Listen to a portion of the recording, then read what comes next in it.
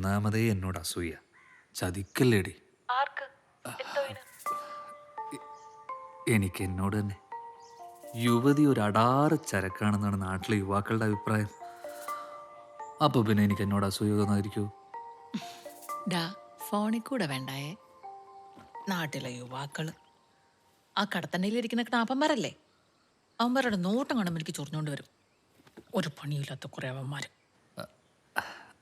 അല്ല, അതിപ്പോ പണി എനിക്കും ഇല്ലല്ലോ.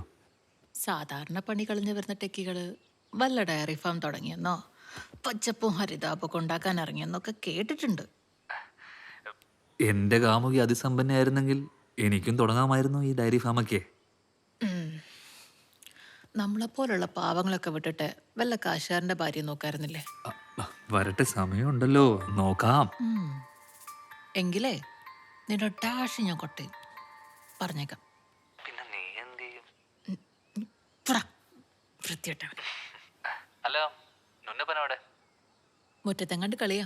അവന്റെ ടൈം കളിയോട് കളി. പിന്നെ 24 മണിക്കൂർ ഇതിനകത്തിരിക്കാൻ പറ്റൂ?